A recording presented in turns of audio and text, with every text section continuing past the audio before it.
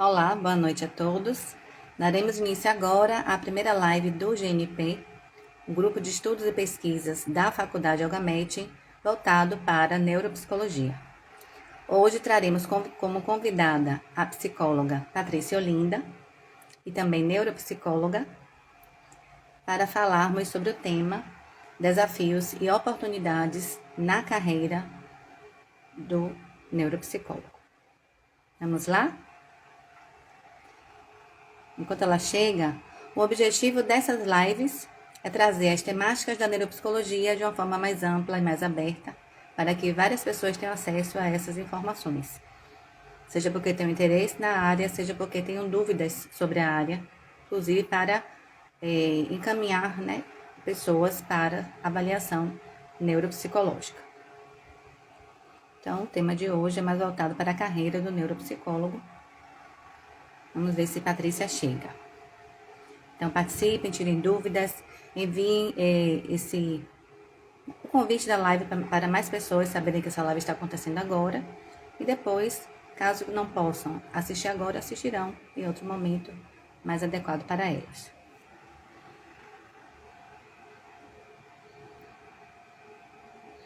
Patrícia Olinda, ela é psicóloga clínica, especialista em neuropsicologia pela Faculdade Algamete, pós-graduanda em TCC, pós-graduanda em Neurociências, Comportamento e Psicopatologia, palestrante e coautora do livro Educação Socioemocional da Instituição para a Vida. Então, quem quiser ter acesso ao livro dela, entre em contato, está bem? Ela entrou, vamos lá agora ver o...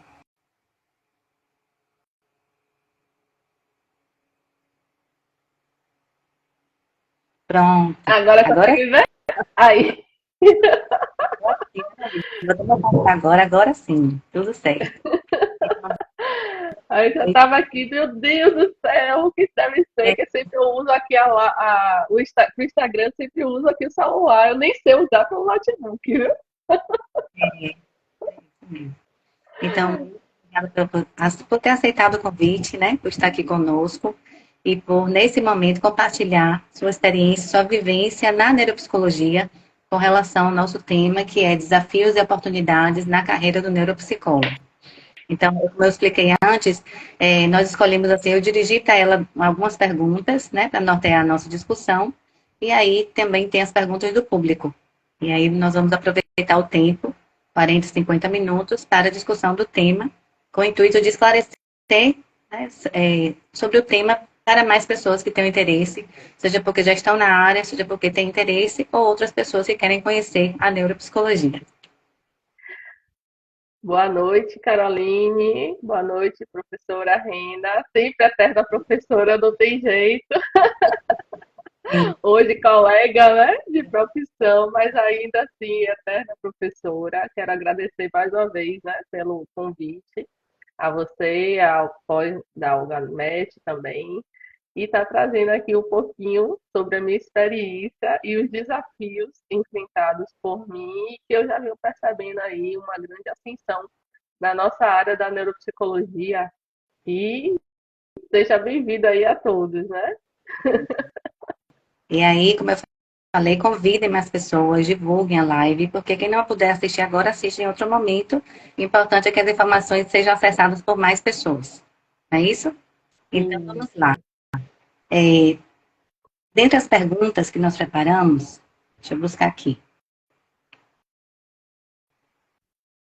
O que diferencia o trabalho do neuropsicólogo de outros profissionais da saúde mental? Bom, para essa pergunta, que é muito importante, todas as perguntas vão ser importantes sempre, né? Sim. Mas para essa pergunta é quando a gente consegue identificar não só a parte comportamental, mas também a parte cognitiva, não só a parte comportamental e emocional, mas também a parte cognitiva, porque ela é muito importante. Como somos seres humanos complexos, a gente não pode desconsiderar não só a parte do comportamento, mas a gente também tem que considerar a parte cognitiva e como é que nós funcionamos em termos de vivência na sociedade e em termos também de vivência no nosso próprio indivíduo que nós somos, né? Seres humanos individuais que somos dentro dessas complexidades de ambientes, né? E grupos nos quais a gente faz parte. E é muito interessante quando a gente olha para outras áreas da saúde e que há essa integração que é muito importante também para os pacientes, porque como somos, como eu falei há pouco instante, né? Como somos seres complexos, a gente precisa dessa integração, dessa união, dessa parceria com outros profissionais da área da saúde, porque cada um vai trabalhar na sua devida área. E a gente não vai desconsiderar, conforme eu falei há pouco instante, a parte cognitiva. O que é que está afetado, o que é que não está afetado, se existe algo somente comportamental, se existe algum aspecto apenas emocional, e que isso daí possa estar fazendo com que os seres humanos, de forma individual, ajam de forma mais funcional. O intuito do nosso trabalho é trazer mais para cada pessoa uma funcionalidade. Né? Se a gente não teve essas ferramentas no passado, a gente já está conseguindo ver essa ascensão, esse crescimento na atualidade e principalmente com o nosso trabalho como neuropsicólogos. Exatamente. E aí, por conta dessa compreensão, né, do papel da neuropsicologia na saúde mental, que o nosso curso, você já sabe, né, você passou por isso, nosso curso tem uma parte que é comum com o curso de neuropsicopedagogia e uma outra parte específica em neuropsicologia. E aí, nesse encontro, profissionais de diversas áreas têm acesso aos conhecimentos da parte neuro, né, que é comum à parte neuropsicopedagógica e neuropsicológica. E aí os debates são muito significativos e proveitosos por conta de mostrar essa multiplicidade de saberes e de áreas convergindo para o mesmo propósito. Né? Claro que para ser neuropsicólogo, é uma dúvida que algumas pessoas têm, a pessoa precisa ser psicóloga, para ter a titulação como neuropsicólogo, como uma especialidade da psicologia, mas para se tornar especialista em neuropsicologia, qualquer pessoa de qualquer graduação, já seja graduada e tem interesse em se especializar, tendo conhecimento da neuropsicologia, ela pode fazer a pós-graduação, só que ela vai dirigir os conhecimentos da neuropsicologia para a área dela.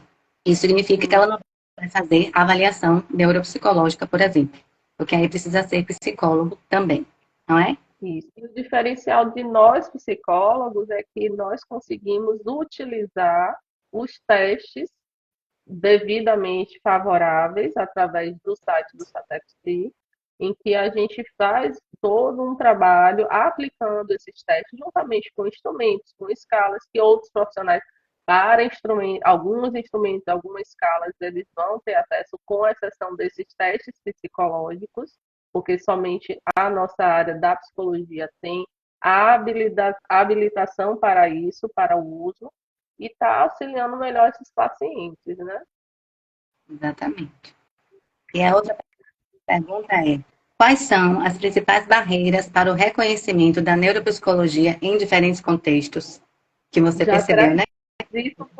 já traz um pouquinho até disso, que as pessoas ainda, e até colegas da nossa área, né, de saúde no geral, às vezes ficam um pouquinho em dúvida do que é o neuropsicólogo. Eu, por exemplo, já ouvi, mas eu já vi relatório quando eu apresento meus laudos. Poxa, isso tudo. Meus laudos não são menos do que 15 páginas.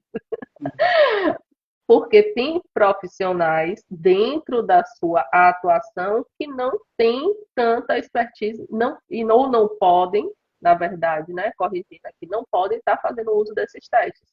Então, como não podem estar fazendo uso desses testes psicológicos, não tem nem por que colocar isso nos respectivos laudos.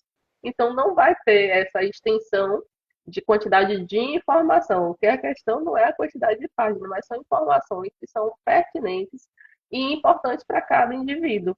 E quer fazer justamente isso, dar sentido a como ele funcionou até o momento em que se habilita a estar fazendo a avaliação neuropsicológica, recebendo ali a devolutiva através do laudo, e o que vai dar sentido para ele daqui, do presente, do recebimento desse laudo, para o presente.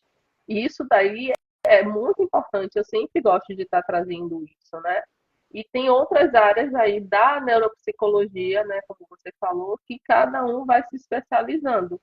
E com essas especializações vai também ajudando a esses pacientes a se tornarem mais funcionais e mais e trazendo mais sentido para como era e o que pode vir a ser, né? Trazendo mais os limites, sabendo que eu gosto sempre já é mais a sua área atual, né? De medicina também, mas eu gosto sempre de falar para eles, trazendo de forma para ajudar.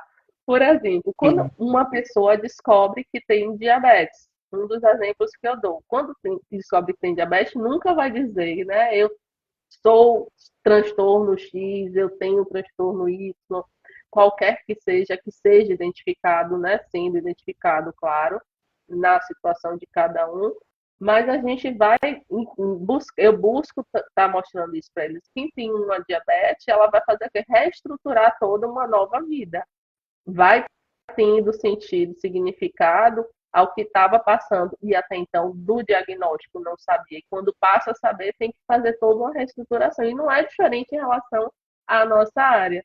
Então, eu gosto sempre de estar trazendo isso para poder não dizer assim, mas eu sou TDAH. Assim, não, você não é. A partir de, um exemplo, né, que é o transtorno do déficit de atenção e hiperatividade, é a partir disso como é que isso daí vai te ajudar, vai te auxiliar, mesmo porque nem todo TDAH é igual a outro, né? Pode ter aí as comorbidades associadas ao próprio transtorno. Então, eu gosto sempre de estar trazendo isso para poder entender como é que era o comportamento baseado no cognitivo e que afeta a parte emocional, para poder estar auxiliando e também estar intervindo ou sugerindo profissionais das outras áreas, né? Da área da saúde para poder estar auxiliando. E eu acho isso muito importante. Então, assim, o reconhecimento do neuropsicólogo Sim, parte tem a ver com a sua própria atuação, como você falou, alguns têm alguns os laudos completos e outros menos completos por conta dos recursos, dos testes a que tem acesso, do que pode usar, etc. Então, existem vários perfis e também tem a questão do nicho, né? Assim, qual a área, assim, qual é a faixa etária que ele vai atender, se ele vai atender criança, adolescente, adulto e idoso. E a história que ele constrói como neuropsicólogo na sua atuação vai fazendo com que a área fique cada vez mais sendo reconhecida, sendo valorizada. E a outra questão é o trabalho multidisciplinar é que traz também esse reconhecimento. sim, Quando eu recebo, por exemplo, a indicação de como psicopedagoga, né, a indicação de um neuropediatra que encaminha uma criança para atendimento psicopedagógico e também a família me informa que também foi solicitado, por exemplo, foi solicitada avaliação neuropsicológica, acompanhamento fonoaudiológico, terapia ocupacional, etc., né, e existe ali um mapeamento que está sendo feito, porque o diagnóstico ele é multidisciplinar. Ainda que o neuropediatra, a partir de uma consulta, já tenha identificado traços específicos que indicam dado transtorno, ele precisa dessa confirmação através de outros atendimentos que ele vai realizar e também do acompanhamento de outros profissionais que já vão mapear o que é que está sendo prejudicado, né, para aquela criança, se tratando daquele possível transtorno ou outras questões que estejam manifestando esses comportamentos, esses traços, essas características cognitivas, o que for, que está sendo visto como disfuncional, inadequado ou como atraso, o que for. Né? Então, o reconhecimento do neuropsicólogo tem a ver com sua própria atuação e também com a comunicação entre os profissionais diversos, fazendo, defendendo a importância da avaliação multidisciplinar. a Carolina colocou aqui uma pergunta até interessante, né? Tem uma pergunta: referente à atuação da neuropsi com avaliação neuropsicológica para a demência, porque percebo que tem poucos recursos e testes ainda. Carol, eu particularmente tenho poucos pacientes nessa idade, né, da fase do desenvolvimento da velhice. Mas os poucos que eu já atendi e já estão com início de demência, eu faço avaliação, sim, e faço a adaptação através de testes que são até, por exemplo, 89 anos de idade. Eu faço a utilização, nesses casos, por exemplo, do teste vazio, que é o coeficiente de inteligência. E já tive paciente com dificuldade, inclusive, porque é em torno de uma a duas sessões. Já teve paciente em que eu precisei de 6 sessões só para aplicar o vazio. A gente tem que ter muito cuidado, tem que ter muita paciência, assim, e a questão da intervenção é que vai ajudar muito mais no diagnóstico. Então, a gente tem que pensar na situação. Eu vejo sempre o ser humano, independente de se tem início já de demência, se tem início de algum tipo de demência, né? Alzheimer é uma das demências. Então, para poder, inclusive, estar indicando, sugerindo para um acompanhamento com o neurologista e até um geriatra. Porque eu acho muito importante, além de outros profissionais da área da saúde, dependendo de cada caso, mas é importante também ter isso. E sim, em relação à quantidade de profissionais, eu estou vendo que está tendo uma crescente busca de pessoas querendo se especializar nessa área de geriatria, né? Ou neuropsicologia geriátrica. Sim.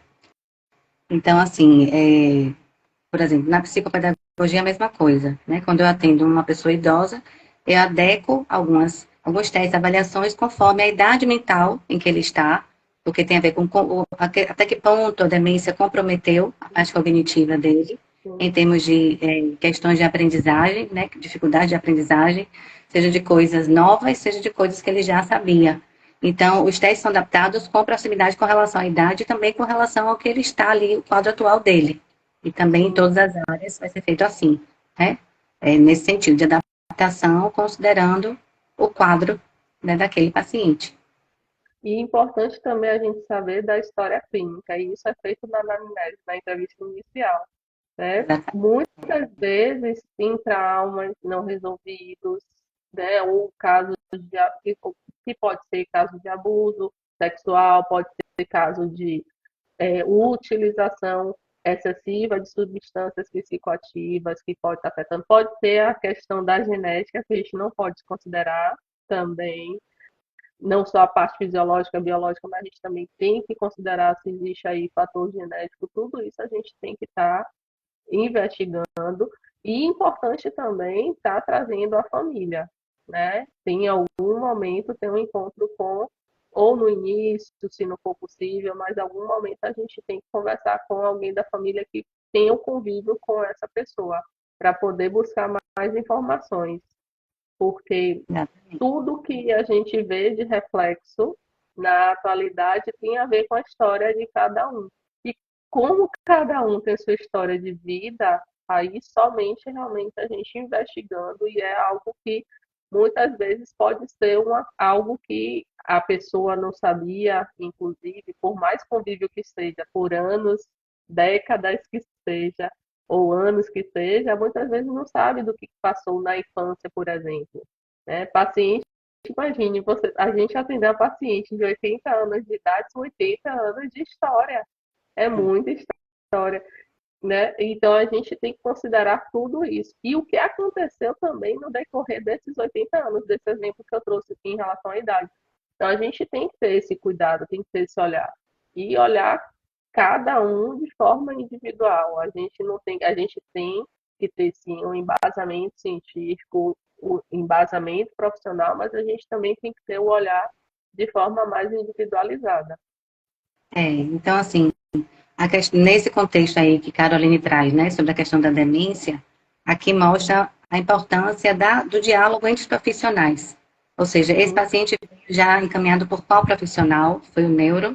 Esse neuro já fez o quê, né, de avaliação? O que é que ele recomenda? Ele já traz a questão de se tem algum encaminhamento que já foi feito, por exemplo, para a psiquiatra ou outros mais, né? E qual é o plano desse grupo aí que já começou esse processo avaliativo. Tu pode ter uma conversa antes, no início, né, por exemplo, um neuropsicólogo no início do atendimento desse idoso com demência, e ao final, um novo diálogo para mostrar os resultados, né, que chegou, né, o seu laudo.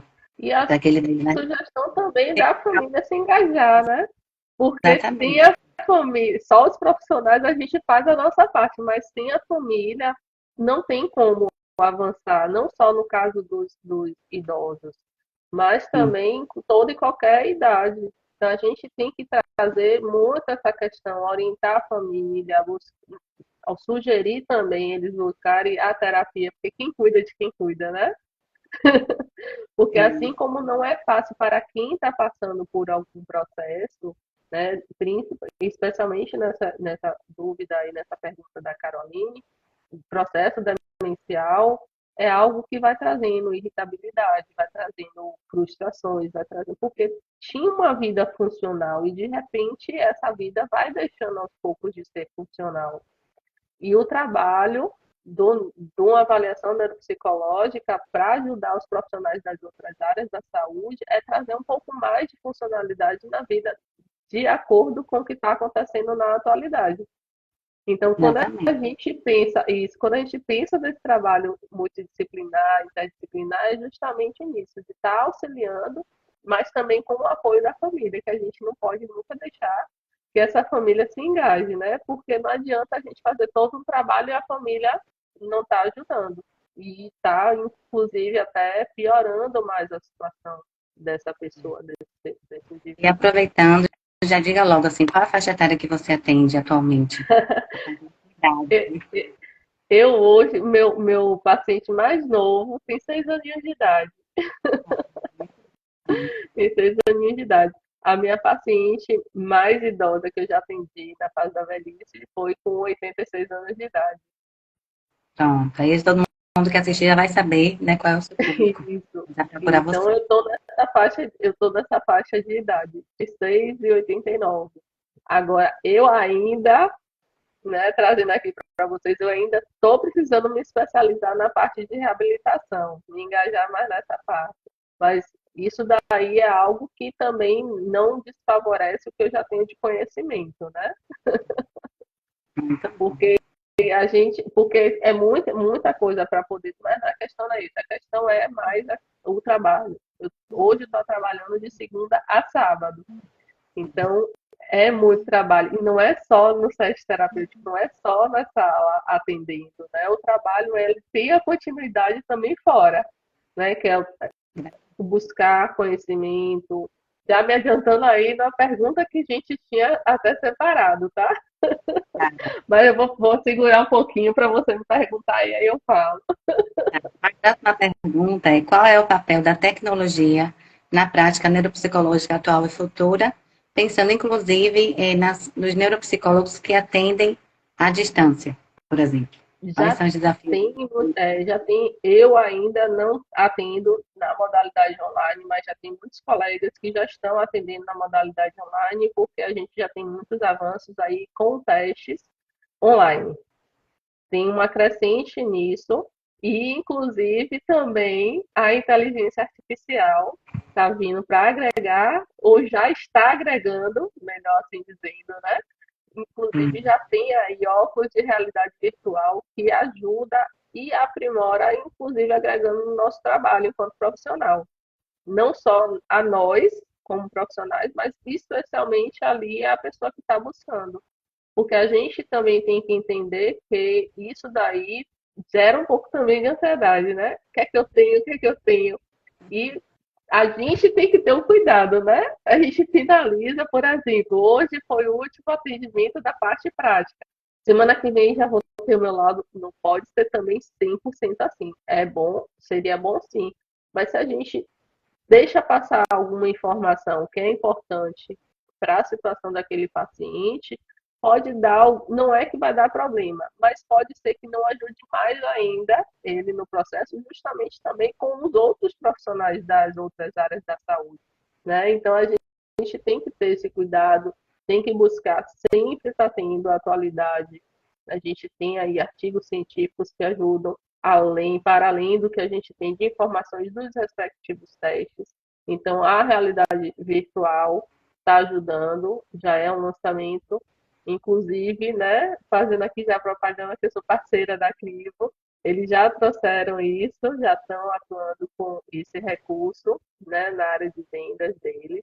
Então, a gente também tem que estar buscando sempre estar se atualizando. De 2020 para cá, a gente está tendo a cada dia, ou menos de um dia, avanços na tecnologia. Então, quanto mais a gente conseguisse avançar nas informações, o máximo possível, né? Porque a gente também tem que ter esse cuidado enquanto profissional. O intuito também não é levar exaustão mental para a gente. Então, a gente também tem que ter esse cuidado, né? Para poder não ter burnout, porque é muita informação que a gente vem recebendo e para a gente estar trazendo e agregando mais também na nossa profissão. Exatamente.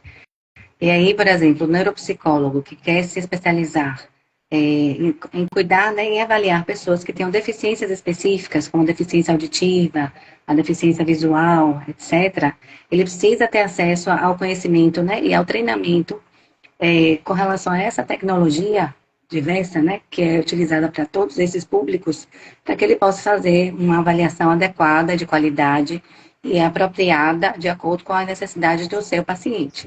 Né? Então, aí, a pessoa que conclui o curso de neuropsicologia, ela precisa agora fazer cursos específicos, já que ela quer atender públicos específicos, públicos mais fechados, que vão exigir o acesso a essas tecnologias para ter uma adaptação adequada a esses pacientes. Sim.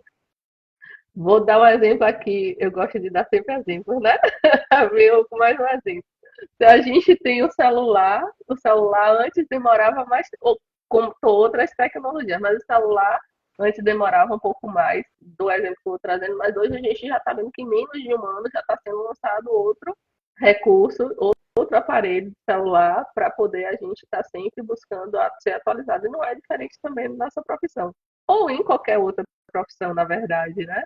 Então, quanto mais a gente, dentro da nossa condição de tempo, de recurso financeiro e também saúde mental própria da gente enquanto profissional, a gente tem que buscar sim, se atualizando, porque quanto mais a gente vai trazendo esse investimento para o nosso saber, a gente também vai estar auxiliando muito mais a cada paciente que vai chegando e trazendo muito mais segurança também no nosso trabalho, né? Porque isso daí é importante. Exatamente. E outra questão importante é que as pessoas que não têm, que moram, por exemplo, em cidades do interior, nas cidades mais distantes, e que não têm na cidade um grupo multidisciplinar que ofereça avaliação neuropsicológica, por exemplo, ele vai conseguir essa avaliação, muitas vezes, né, em uma cidade próxima ou através da tecnologia, fazendo avaliação à distância, por exemplo, né, de forma virtual, um atendimento virtual. E aí a tecnologia vai ser muito necessária, além do recurso, né, de comunicação como celular, computador, o que for, mas os próprios testes adaptados, atividades e outras coisas mais aí que vão ser necessárias para que essa avaliação seja feita de forma adequada. Sim, sim. Compromisso também pensar nessas pessoas, atingir mais pessoas em diversas áreas, não é? E tem aí, né, muitos municípios realmente que tem essa falta de profissionais na nossa área, como Isso no ainda. A é, gente vai ter que encorajar. presencial.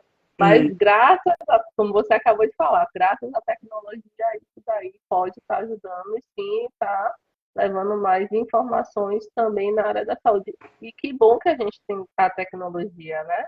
Porque a gente, mais claro, de forma mais assertiva, porque mais cautelosa, porque eu estou percebendo que em alguns momentos tem algumas informações que quem está sendo receptivo às vezes se confunde com algumas informações, mas tem os profissionais que estão levando sempre informações importantes para essas pessoas para estarem tendo um pouco mais de conhecimento, né?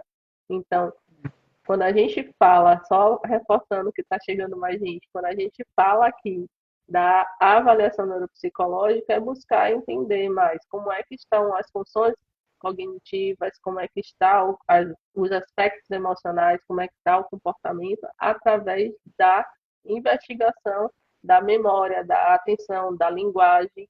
Então, isso daí e das funções executivas para poder estar auxiliando no dia a dia, né?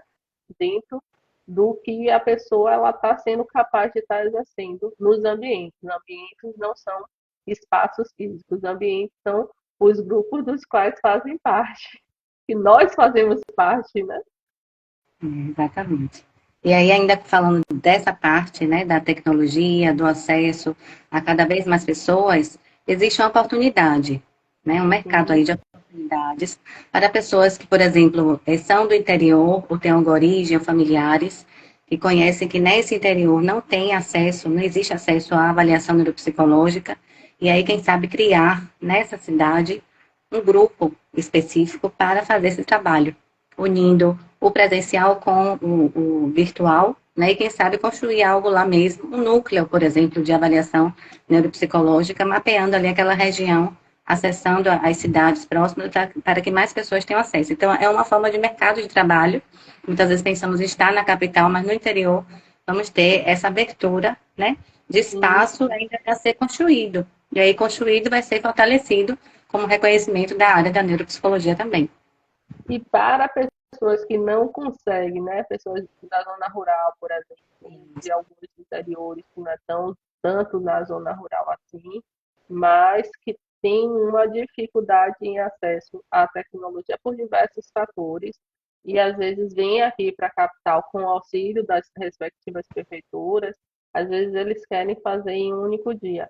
E a gente tem que ter um cuidado, porque como se trabalha, desgasta um pouco, claro, é cansativo, porque trabalha com questões de memória, como trabalha questão de memória, questão de atenção, isso daí vai cansando um pouco. Então a gente tem que ter um cuidado também para quando vem esse público de forma presencial, para quem atende, que não é o meu caso, mas tem colegas que atendem assim, tá deixando alguns espaços, né? Mesmo que venha no dia, mas deixa alguns minutos para descanso, toma um café, come algo, assiste algo, bebe uma água, vai no banheiro, porque realmente é cansativo. É cansativo para a gente, enquanto profissional, principalmente para o próprio paciente que está ali fazendo o teste. E é desafiador. E eu acho muito bacana você ver os desafios que cada um se permitem, né? E quando, mas eu não sou capaz, eu não consigo. Assim, não, você é capaz, consegue sim. Aí depois, quando finaliza, você parabeniza e você percebe. Então, isso daí é algo que também é positivo para a gente, enquanto profissional, né? Quando você vê que você parabeniza ali para o próprio paciente pelo esforço, porque todos nós somos úteis, ninguém é inútil, todos nós temos a capacidade, ninguém vai ter a mesma capacidade de outra pessoa, mas cada um tem a sua função, cada um tem a sua capacidade que muitas vezes foi suprimida, né? E a gente, quando trabalha isso, é um trabalho bonito para a gente e é um trabalho que é muito importante para quem está buscando isso, porque começa a se perceber muito mais e a buscar ali os resultados, né, a mais do que apenas através do nosso atendimento neuropsicológico. Exatamente.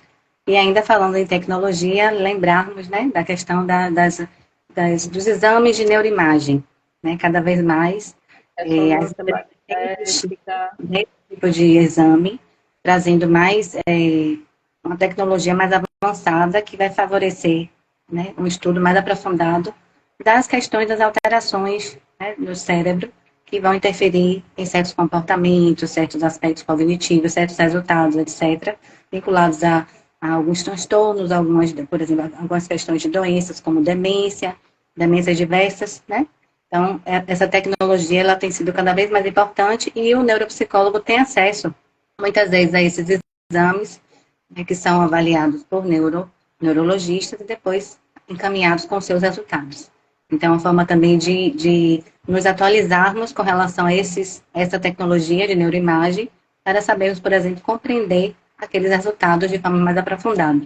Né? E sempre assim, não é para assustar, né? Assim, eu vou ter que saber tudo, não. Se eu não tenho pacientes que têm demência, eu não vou precisar aprofundar isso. Mas se eu quero, sim, atender pessoas da fase idosa, e alguns deles vão ter, por exemplo, quadros de demências e outras questões, sim, e vou ter mais acesso a esses exames. Ou então a crianças também, né? São exames que são mais feitos em diversas idades específicas, mas com relação a transtornos específicos, mas quem cuida, por exemplo, de idosos vai ter mais acesso ainda. E aí, se eu Sim. tenho acesso Tem colegas não. a estudar também sobre isso. Como Isso. você que fez aí um curso, né, fantástico, Que né, ainda sobre vou falar neuromodulação. sobre ele. E isso é uma das coisas também que eu achei muito interessante, porque nós como somos seres que temos a nossa capacidade que foram suprimidas através da neuromodulação no curso que eu fiz agora recente, né, com a Neuroconex. doutor Kleber Fialho, doutor Eduardo, doutora Maria Rita, que é interessante a gente estar buscando sempre o conhecimento, né? A gente não a faculdade após ela não consegue abarcar tudo, por isso que é importante a gente estar buscando em paralelo, né, se especializar, para poder estar se atualizando e entendendo que tem recursos que só vão agregar. Então, se tem esses recursos que vai agregar no trabalho e vai agregar ao próprio paciente, por que não utilizar isso? E identificar as regiões do cérebro que precisa ter muito mais funcionalidade e estar intervindo, reabilitando, isso daí é um ponto positivo, né? É trazer justamente o que eu falei e repito, e eu gosto de repetir, a pessoa à funcionalidade, deixar a pessoa funcional, e a pessoa perceber que sim, eu sou capaz e trazer a segurança. Porque quando a gente vê algo, mas eu não vou conseguir, eu sou incapaz, eu sou insegura, e aí de repente você vê essa pessoa mudando isso no quadro da vida dela, é um ganho também profissional para a gente, né? Exatamente. E aí, fala assim, eu vou mudar de pergunta, mas antes, né, falando sobre carreira, eu sou coach de carreira. Então, eu acompanho pessoas que estão em transição de carreira, ou iniciando a carreira, ou repensando a carreira, ou seja, querendo ter alta performance, melhores resultados. E aí, dentro disso, quanto mais clareza a pessoa tem sobre a sua carreira, mais ela vai sabendo fazer as escolhas adequadas. Ou seja, quais cursos ela vai fazer complementares, aquilo que ela necessita para dar maior qualidade à sua carreira, em termos de resultados para os seus pacientes, no caso aí da neuropsicologia. Então, eu vou querer ser neuropsicóloga forense, aí eu vou ter que fazer uma especialidade nisso. Eu quero ser neuropsicóloga clínica, então eu tenho que começar a planejar os meus recursos, né? Onde eu vou trabalhar, qual consultório, se eu vou fazer parceria com alguma clínica, quais são os testes que eu tenho que comprar para iniciar a minha avaliação de forma adequada, e depois eu vou adquirindo outros. Então tem que ter um planejamento. O planejamento ele vai a partir de uma escolha. Se eu não sei para onde eu vou, qual é o meu nicho, a que grupo de pessoas eu vou atender, eu fico meio assim, em confusão, né? Assim, como é que eu faço agora? Tem muitas coisas, muitos testes, muitos recursos, o que é que eu faço? Em que eu vou investir? Então, pensar antes, desde quando está fazendo de após, por exemplo, já começar a pensar nisso, para poder fazer as escolhas adequadas, que cursos, né? Em que cursos novos ela vai investir, quais as novas especialidades, se ela quer trabalhar em hospitais, por exemplo, é uma neuropsicologia mais direcionada para a parte da medicina, a parte médica, né? Então, sim, vai ter que entender de neuroimagem, vai ter que entender de várias coisas mais específicas.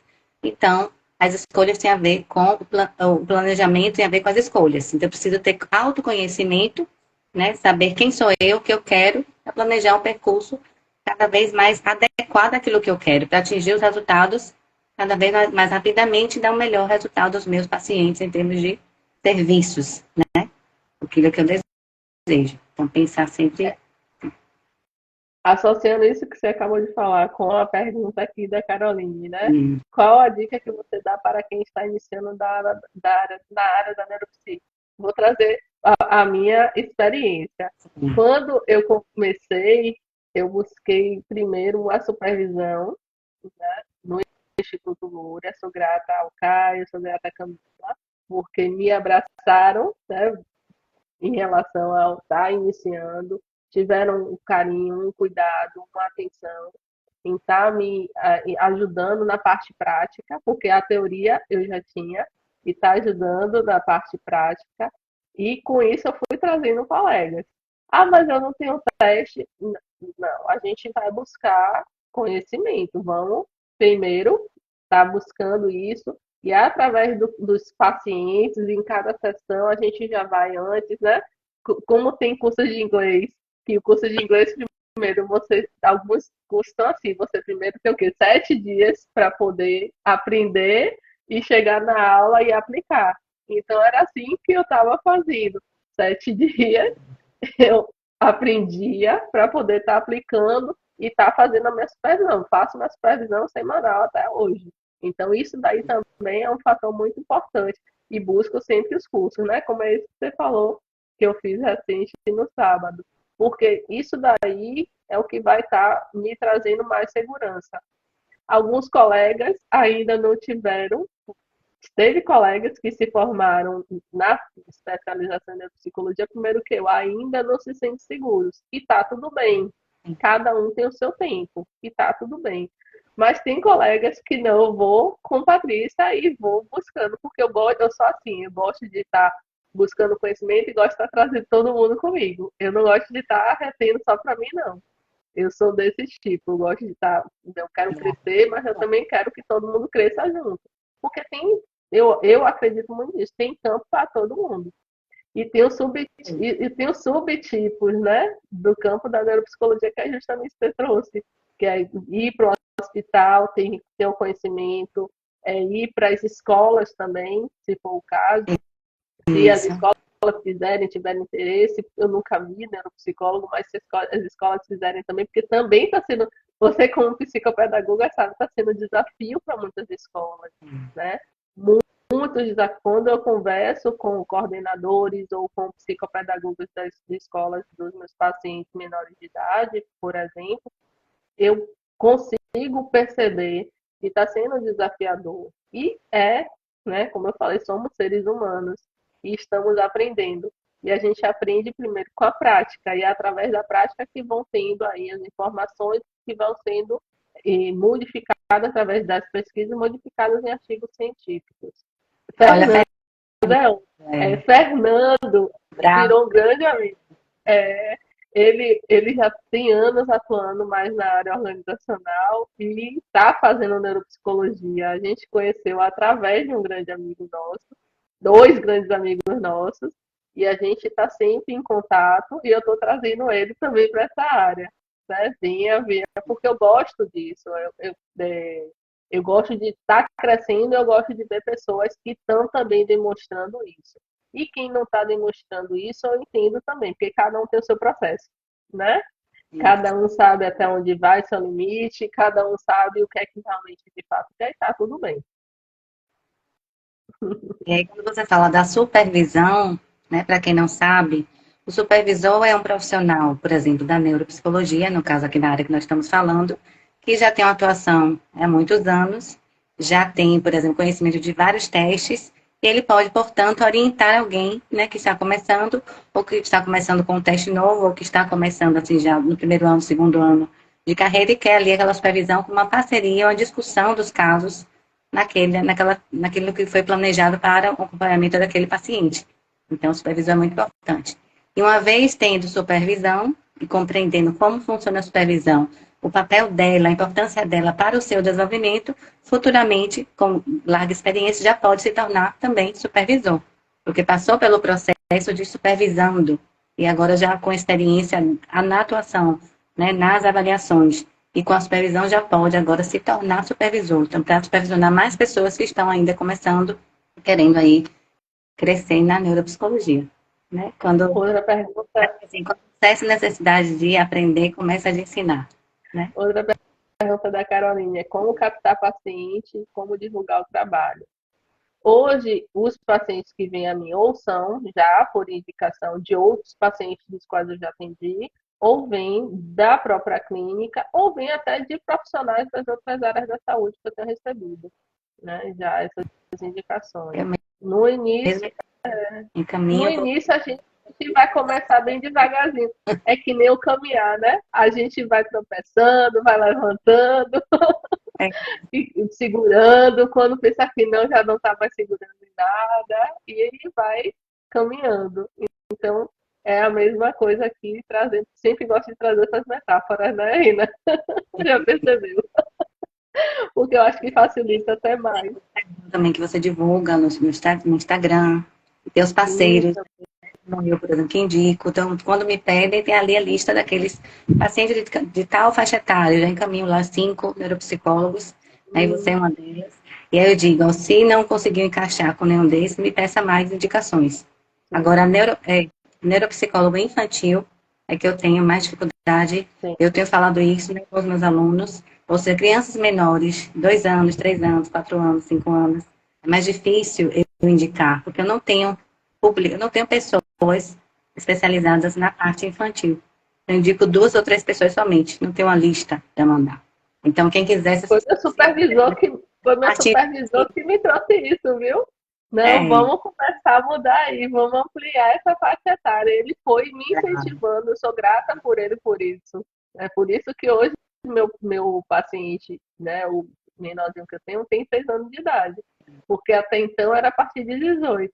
Aí, com isso daí, ele viu, né, para ele ter me incentivado, ele viu o potencial.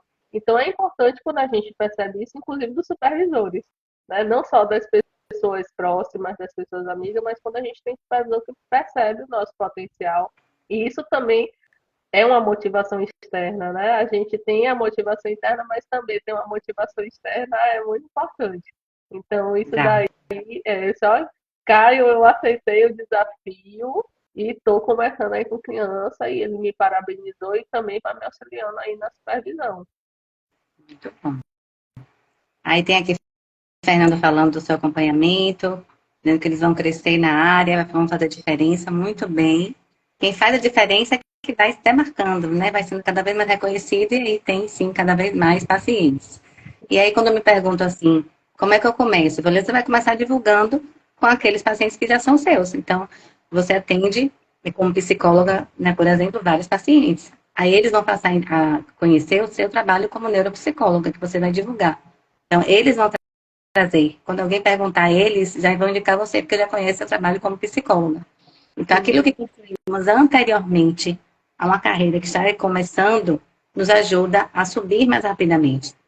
Por isso que começar logo é importante, porque o conhecimento está fresquinho, né? E com supervisão de forma adequada. Eu digo assim, comece com um turno. Abra ali uma manhã para você atender como neuropsicóloga e começar assim, com poucos pacientes.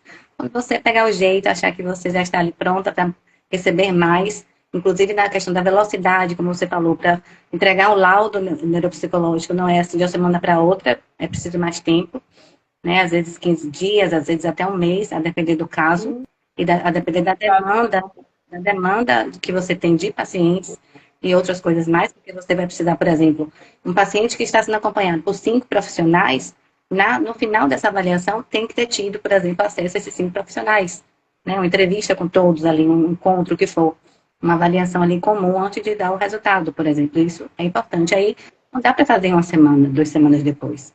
Então, aí, Sim. os pacientes precisam compreender, demora, porque são várias coisas ali sendo avaliadas. Quanto mais complexo o caso, mais complexidade e mais tempo necessário para construir o laudo. Sim. E aí é algo muito delicado para se fazer de qualquer jeito, não se pode, é falta de responsabilidade. E aí vai prejudicar o neuropsicólogo, aquele neuropsicólogo que vai trazer falas negativas para a área. E o nosso interesse é valorizar a nossa área, né, no sentido de que para que mais pessoas compreendam o valor da neuropsicologia, né?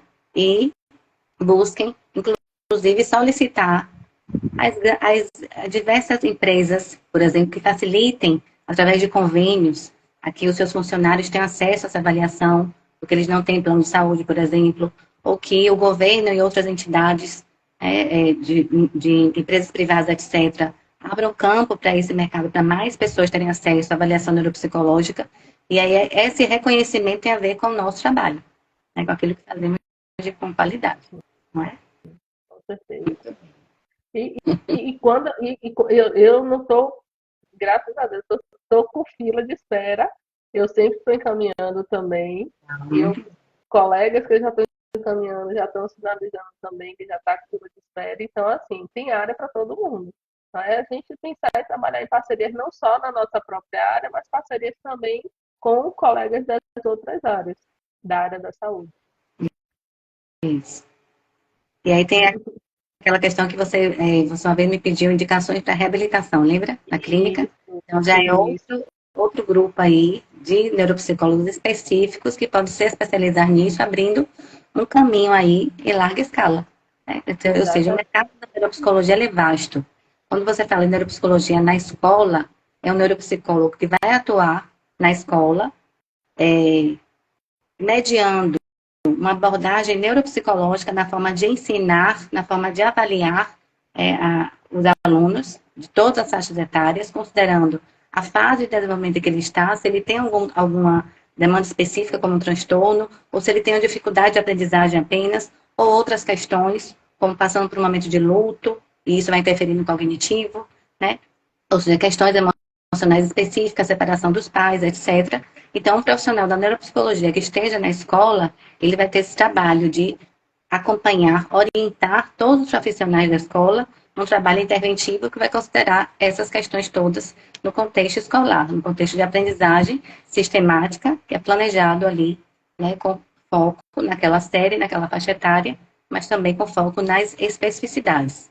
E aí olhar o ser humano como único. Ninguém é igual a ninguém, ninguém aprende da mesma forma, né? E aí eu tenho que considerar essas especificidades para que esse aluno tenha resultados mais, cada vez mais adequados, né? Melhores e melhor desempenho, resultados diversos. E aí pensar também no adulto, ou seja, no adulto que está no ensino superior, que está estudando e também tem dificuldades, né? O neuropsicólogo pode estar em todos os espaços, por exemplo, nas empresas, fazendo triagem, mapeamento ali de quem ele vai encaminhar para a avaliação neuropsicológica, por exemplo, não é? Então, é outro trabalho. Então, é um mercado amplo. Sim, sim. Aí, Caroline, que já está bem interessada, assim como o Fernando, aí a professora Rina já falando. Então, já conversa com a Patrícia aí, Caroline, para fazer parte desse grupo aí que ela está apoiando na neuropsicologia. Pronto. Outra pergunta que nós escolhemos foi: quais são os melhores caminhos para iniciar uma carreira na neuropsicologia? A pessoa vai começar semana que vem, segunda-feira. Não, mês que vem, Buscar vamos falar primeiro a assim, né? formação, ver o que... Sim, buscar primeiro o que é de formação. sim. Além de formação, qual é que eu quero? Só é clínica? Só é ser neuropsicóloga clínica? Eu quero atuar aí em alguma, no hospital, por exemplo, né, que você trouxe. Eu quero atuar na minha escola, fazer parcerias, buscar parcerias. O que é que eu quero fazer em relação a isso? E outra coisa, tá sempre atualizando. Fazer networking, cursos, e isso daí é importante. Outra coisa que eu também busquei, fazer uma pós em neurociência, porque a neurociências ela está crescendo muito e eu acho muito importante e agregador também na nossa área da neuropsicologia, porque vai ajudar não só na parte dos aspectos emocionais, dos aspectos comportamentais, mas também principalmente nesses fatores cognitivos, para poder estar identificando como é o comportamento, quais são as psicopatologias, quais são as comorbidades. Então, assim, é muita coisa. E reforçando, a gente também tem que ter o cuidado, né? Tem que ter o cuidado para a gente também não querer aprender tudo, porque é impossível a gente aprender tudo. A gente vai até onde a gente consegue. Buscar dentro do nosso tempo, porque a vida também vai acontecendo, né? A vida real vai acontecendo. Por isso que no planejamento, aquilo que é prioridade, que é urgente, que eu preciso fazer agora, e no planejamento, aquilo que eu quero fazer, mas não é agora, né? Não precisa ser urgente, não preciso agora disso. Mas mais para frente está ali na minha lista de novidades para a minha carreira, né? Que eu planejo. Então, pensar nisso. Existe aí o 1, o 2, o 3, ou seja, cada passo. Ninguém sobe a escada do primeiro degrau para o último, né? Vai subindo aos pouquinhos. E A mesmo partir que também das. em algum momento precise descer, isso é sabedoria, né? É, Eu preciso aqui voltar atrás porque tem alguma coisa que não está funcionando, ou me passei, alguma coisa não deu certo, e avançar, porque isso daí é questão, não é porque X, a gente também tem que ter esse cuidado de não querer comparar a nossa história de vida com a do colega, mas sim entendendo a nossa história de vida com a nossa própria história de vida, o que é que a gente teve de erros, o que é que a gente pode acertar em relação a isso e o que é que a gente pode agregar dentro da nossa própria história de vida. Por isso que eu falo para a gente ter o cuidado, porque é muita informação, a cada instante tem coisas novas, a gente não vai conseguir saber tudo, a gente não vai conseguir abarcar tudo, que é impossível, mas o máximo que a gente conseguir fazer dentro do nosso limite, buscando ali esse apoio, fazendo as conexões, né, networking, buscando cursos, se aprimorar dentro da nossa necessidade, capacidade, condição financeira, condição de tempo, porque também temos a nossa vida real que vai acontecendo em paralelo, vida real que eu falo, os bastidores, né? Quem é mãe, quem é esposa, quem é esposo, quem é pai, outras coisas que é filho, porque vai tendo essas demandas também, que a gente também tem que entender que tem um ser humano ali, então a gente tem que estar dentro, porque o intuito não é também acabar com a nossa própria saúde mental, né, para poder estar buscando só conhecimento o tempo todo e não ter vida. A gente tem que ter esse equilíbrio profissional e pessoal. Então eu sempre gosto de trazer isso também. Exatamente. Quando eu me referi à escada, né, de cada degrau, como se fosse um, dois, três, quatro, cinco, é no sentido de prioridade. Ou seja, a pessoa quer fazer um curso de neuromodulação, por exemplo, mas não é prioridade agora ela começar a atender em janeiro. Pode ser feito depois desse curso. Mas aprender, por exemplo, os testes de rastreamento da neuropsicologia é uma coisa mais urgente, então tem que estar no passo um, nesse sentido. Agora, quando você fala de subir escada e descer, aí eu me lembrei da questão da aprendizagem. A aprendizagem chama, na parte da educação, nós falamos que a aprendizagem, ela é uma espiral. Ela vai e volta. Então, assim, eu estou agora, por exemplo, falando com você, discutindo com você esses temas, esses temas diversos, aquilo que me chamar a atenção sobre algo, poxa, eu quero revisar tal assunto, eu vou revisar de repente um livro que eu li ano passado, porque você falou alguma coisa que me chamou a atenção, então eu já li há muito tempo, vou ler agora mais sobre isso. Então eu volto àquele livro, né? Então a aprendizagem é assim, muitas vezes eu vou e volto, e é nessas idas e vindas que eu vou memorizando, né? Quando alguém fala assim, poxa, a pessoa sabe de cor o nome de todos os transtornos, por exemplo. Por quê? Porque já acessou tanto o DSM-5, já teve tantos pacientes durante tantos anos que atende, que começa a memorizar sim. Né? Mesmo o DSM-5, o revisado, né, que é mais recente, a pessoa usa tanto aquilo para consultar, para fazer as avaliações, o estudo de caso, etc., que começa a memorizar até os números mesmo, os números indicativos, né, no caso do CID, ali, alguma coisa, porque faz essa consulta, vira memória ali de trabalho, que acessou, pegou e já sabe, né, já sabe citar. Porque a E já tem o aprendizagem cuidado dos é sintomas também, né? Porque tem muitos isso, sintomas que são parecidos, então a gente tem que ter esse exatamente. cuidado, né? Exatamente. Exemplo é Eu fui numa ataque loja ontem, tinha cardiaco. sobre depressão. Aí me perguntaram assim, contaram lá a situação e falaram, essa pessoa tem depressão? Aí eu falei, pode ser, por isso e isso, mas não é assim que se faz a avaliação. Também do que você falou, pode ser isso, pode ser aquilo. Aí citei umas 5 coisas que podem ser. E falei, ela tem que passar por uma avaliação multidisciplinar, indiquei alguns profissionais, né, desse grupo multidisciplinar, porque eu não sei especificamente o caso completo desse paciente, mas foi uma conversa numa loja, mas ali tem orientação, que é o nosso papel também fazer isso, em todos os espaços, aproveitar para esclarecer, tirar dúvidas, né, e orientar as pessoas acerca da saúde mental e quais profissionais buscar, inclusive, na sequência. Quem me pergunta assim, começo por onde? Por onde eu começo? Procuro quem primeiro? Porque não tenho como procurar todos ao mesmo tempo, porque não tem horário para isso, né? Tem que levar o filho para atendimento, mas não pode faltar todos os dias do trabalho. Tem que ser pelo menos uma tarde, que justifique aquela ida. Então, tem ali uma sequência mais adequada, entre aspas, né? Para que ela comece ali o mapeamento da avaliação do filho e possa ter, né? Após ali um período, né? Às vezes, muitas vezes 6 meses, um ano, ter o diagnóstico do filho. E depende da complexidade do caso, né? Para fechar ali o diagnóstico. Ia trazendo outra coisa, mas aí você trouxe isso e aí eu lembrei de um fator importante também. A gente também tem que ver se existe algum problema na parte intestinal, que a gente também não tem que esquecer disso, né? Na parte nutricional, como é que estão as vitaminas, principalmente a vitamina B12. A gente também não pode esquecer se a pessoa teve Covid. Questão de vacina, já tem artigos científicos também demonstrando que as vacinas estão causando esse efeito. Sim. E porque às vezes a pessoa está com algum tipo de depressão e às vezes não é. A gente não descarta. Mas e se for também outra possibilidade que está ocorrendo? E aí já conversa com profissionais das outras áreas da saúde. Então, mas a gente também tem que ter esse olhar, a gente tem que ter esse cuidado.